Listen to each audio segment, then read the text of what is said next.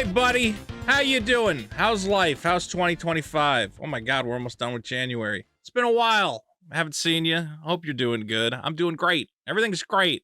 Don't ask me any questions. Everything's great. I am here though. I am here to talk about our very favorite superhero. Let's just get right into it. Isn't it great that we finally have a Captain America that looks like us? I was I went looking for a Captain America picture. First of all, it's actually good that they changed the name of the movie because it was Captain America New World Order, which is like a sinister kind of title. If you're gonna put out a kid's book, it can't be Captain America New World Order, a hero who looks just like you with a little. Does this why does the kid have like a giant football head and Captain America looks like a regular guy? This is I mean, look, I think we're entering a new era, okay, with Trump in the White House. I think we're entering an era where, we don't make as much of this stuff where it goes like, isn't it great there's a black Captain America? No, just make a Captain America movie. Nobody cares. Even black kids. I'm not saying I talk to a lot of black kids, okay, but I assume that if you go down to a playground, you go to a school, you talk to a black kid, you go, hey, what are you excited for Captain America? He's gonna go, I don't give a shit. What happened to the other guy? Where's Iron Man? Nobody gives a shit about this. And that's what I wanted to talk about here today. Captain America Brave New World. This movie is in trouble. Marvel's in trouble. Marvel's been in trouble for a while. Okay? The thing is, we forgot how much trouble. It's like we all forgot about how fucked Marvel is because they spent a year not putting anything out. If you guys remember, 2024 was the year of Deadpool and Wolverine and nothing else, which was almost good for Marvel, okay? Because it almost gave us time to forget about the Marvels, Secret Invasion, Ant-Man and the Wasp, Quantumania, the fact that Kang went out and beat up his girlfriend. Okay, we kind of forgot a little bit about a lot of that stuff, okay? But now, the new Captain America movie's coming out, and I hate to say it, we're starting to remember, oh yeah, Marvel sucks now. This is not going to be good. It doesn't look good. Now, look, I watched Captain America and the Winter Soldier, or what was it? Falcon and the Winter Soldier, and then he becomes Captain, or whatever. And I remember being like, again, it was more of this, a hero who looks like you. Like, I got a lecture from Captain America about institutional racism, and I went, I don't really need that in my life. Hi, kitty cat. Get out of here, Scraps. All right? And I think audiences were kind of the same way. We're like, dude, we just wanted like a cool Captain America Marvel show, and then at the end of it, he gives me a big speech about racism. Again, I think we're starting to get away from that, but unfortunately, all these projects that started out in the era of DEI and forced whatever the hell, we still got to make our way through it, okay? There's a lot of these movies that were being made that are still going to come out over the next year or two, and we're going to have to go, yeah, this was definitely written before Trump got elected. So right now, what we're looking at, Captain America Brave New World's pre-sales are not even near Ant-Man and the Wasp Quantumania. Is anyone surprised? Okay. I still don't understand how Anthony Mackie did anybody, when I think back of all those, the good ones, okay, I think about Civil War, I think about, what do you call it, Endgame, all that stuff. And I go, man, there was a lot of good stuff going on in those movies. Spider-Man was great. Doctor Strange was great. Iron Man. At no point do I think of the Falcon. The only thing I remember the Falcon doing, honestly, doesn't he have like a little line after Spider-Man kicks his ass and the Winter Soldier's ass in that dang, what is it? I always get them all mixed up now. Civil War. He has like one funny line. Other than that, this guy to me is like completely unmemorable. When I think back on the entire like Marvel history movies, that's why I've argued, like, make Loki the center of these universes, man. Loki has had a lot of great lines, a lot of great moments. I never got anything from the Falcon, and I'm definitely not getting anything from his TV show. And that's kind of the problem here, is like, how's this bringing in audiences? They have a plan to bring in audiences. We'll take a look at that in a second. So basically, look, this is a Screen Rant article, but they basically said, just go listen to Luis Fernando on Twitter. This is a guy who tracks box office numbers. And I'm a guy, look, I don't completely get box office numbers. Okay, but it seems to be they do pre-sales, which are the tickets are not. You can buy a ticket ahead of time to go see the movie.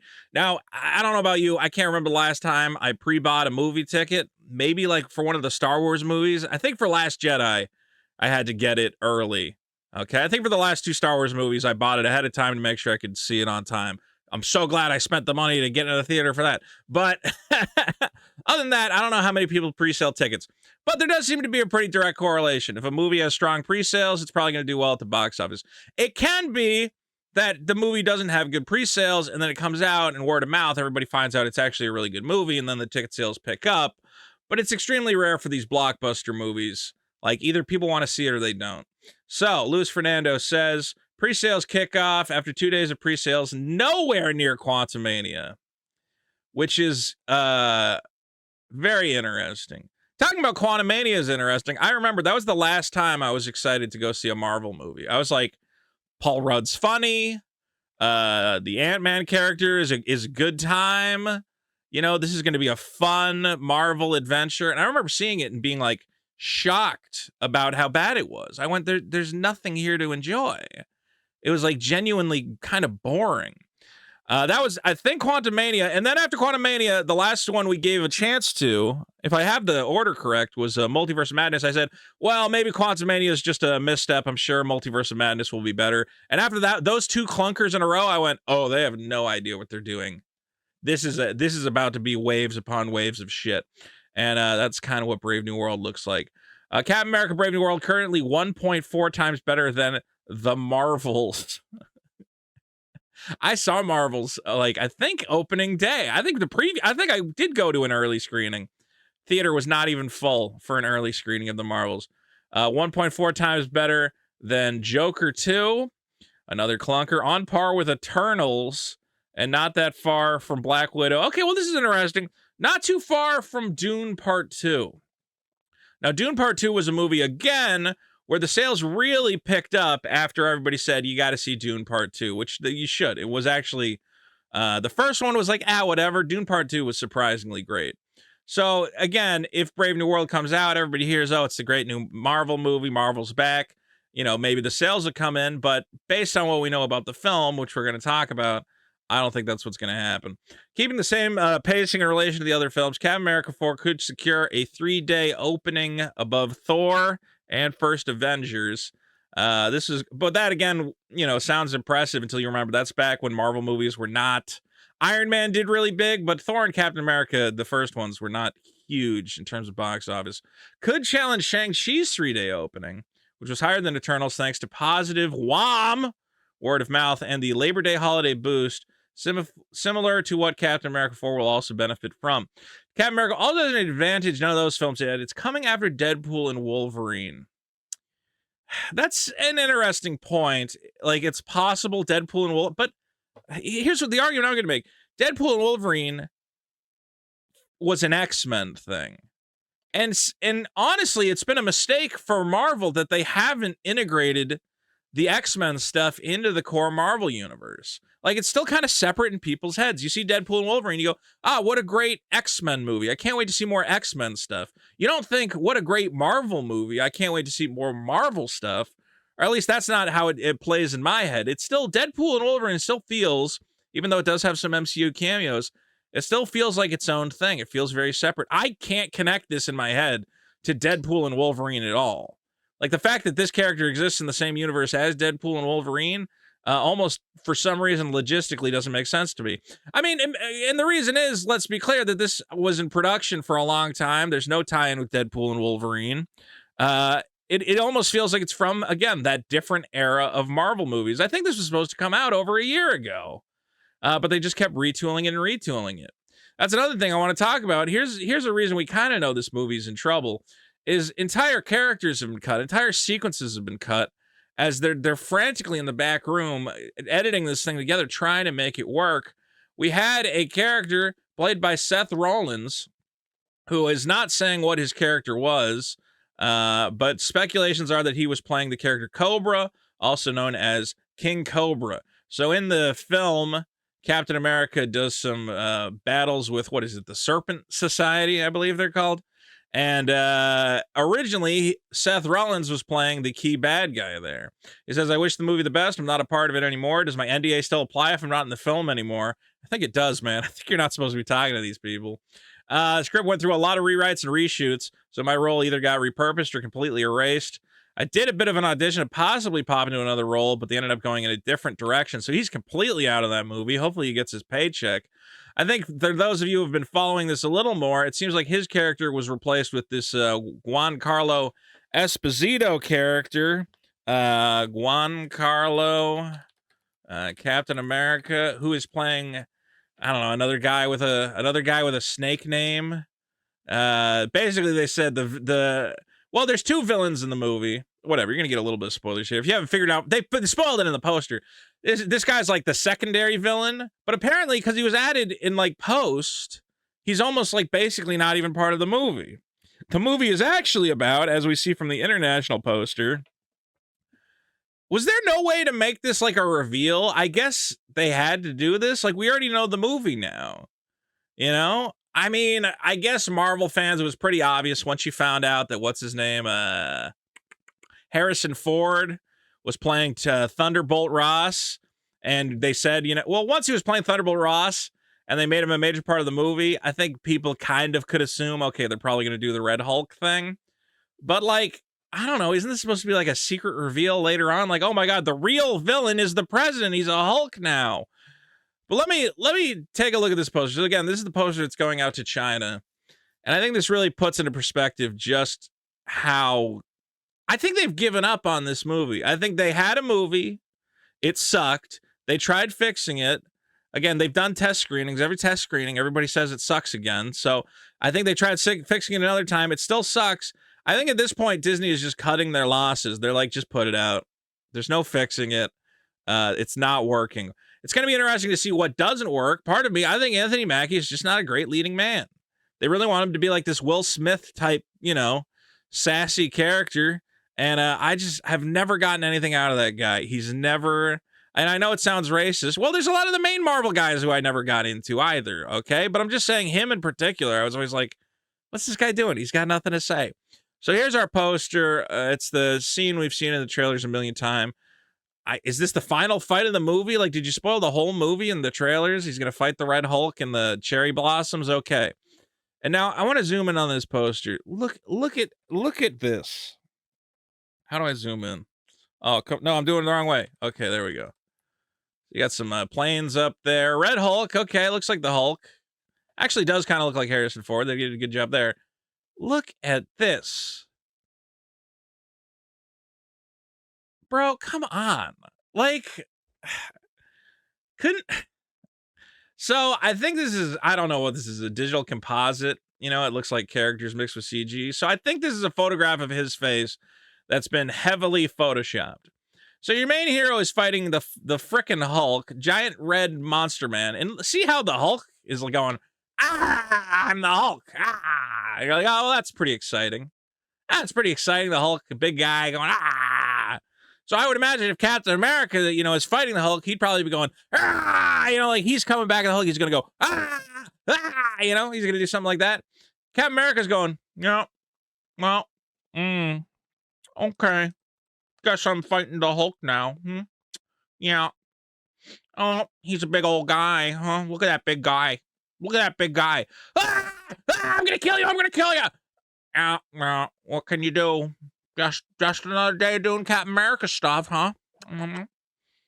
You couldn't get him to open his mouth and be yelling too. You couldn't do anything. Like, couldn't you call him Anthony? But that's the thing. They don't have Anthony Mackie's probably sitting on in his house counting his stacks of money he got for this movie. They probably can't even call him in to do a fucking pose for the poster because they paid him too much for this movie, having him do 8-10 fucking rounds of reshoots, and that's not his fault. It's their fault for making a crap movie. So I had to find some side profile shot of him, put the goggles on, and have him going, yeah, well, Brave New World, huh? Wonder what's going to happen there. Might be pretty exciting. I guess we'll find out. Okay, well, come see my movie, guys. When does this movie even come out? Brave New World release date. I cannot imagine a world where this movie February. Wow, it's coming up. I can't imagine a world where this movie does well. I really can't. I just can't. Uh, and it's not even one of these things where I can go, oh well, at least it's a Marvel movie. They're gonna have some cameos from like Spider-Man or something. And it's like, no, none of that's in there either. Because this again is from the phase where all the cool heroes are gone or dead. Captain America's an old man. Iron Man's dead. So it's just Anthony Mackie. Maybe you'll see the Winter Soldier. I had a friend actually recently. He's like, well, Winter Soldier's in it, right? I'm like, well, maybe for like a cameo appearance, but no, he's not like part of the movie. It's like, I thought those two guys were like a thing because of the TV show. I'm like, well, yeah, that would have been good. Honestly, the Winter Soldier's a great freaking character. I love that actor, Sebastian Stan. He's great. In a way, he like kind of makes this guy work. He gives him like a partner, someone to fight with. Instead, there's a new Falcon who I think it's like a little gay kid or something. I don't know what's going on, man. All I can say is this movie's in trouble. Please let me know what you think. I want to know. Like, how could you possibly get people in the theater for this? You're not going to get people in the theater with Red Hulk. You're not going to get people in the theater with Anthony Mackie. They can just go watch his TV show on Disney Plus. It's not good. Like, there's nothing to pull people in. And Juan Carlo Esposito's got a gun. He doesn't have superpowers. He's just a guy with a gun. I don't care about that at all. Oh my God. This movie's in big trouble. This is going to lose a lot of money. If you got Disney stock, this is not financial advice, but you're going to take a dip. You're going to take a dip in the pool. Anyway, guys, what else do I have to say? I'm back. We're making videos. Please, thanks to everybody for supporting me. I guess I'll say this. So part of the reason I haven't been making a lot of I haven't been making a lot of videos is money sucks. You may have heard some of your like YouTube buddies, some of your favorite YouTubers talking about their channels are in the dumpster. Nobody's making any money from ad revenue. I'll tell you right now, this video ad revenue wise, I'll probably make like $10. It's not a return on investment for me. But the reason I make this stuff is because I have a Patreon, patreon.com/TheVitoShow, and I'm making it for my fans. I'm making it for the audience.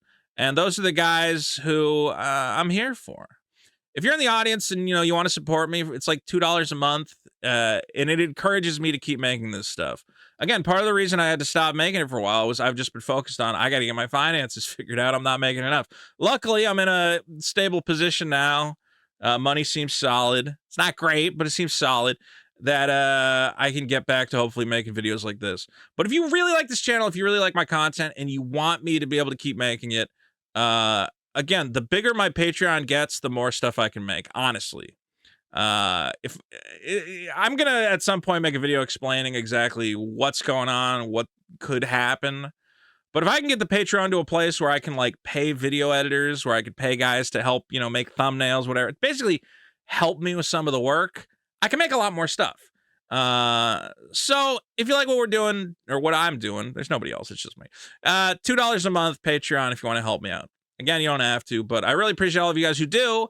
And that's why I'm able to make videos like this. Take care of yourself. This one ran long, but whatever. We're back. Missed you guys. Bye-bye.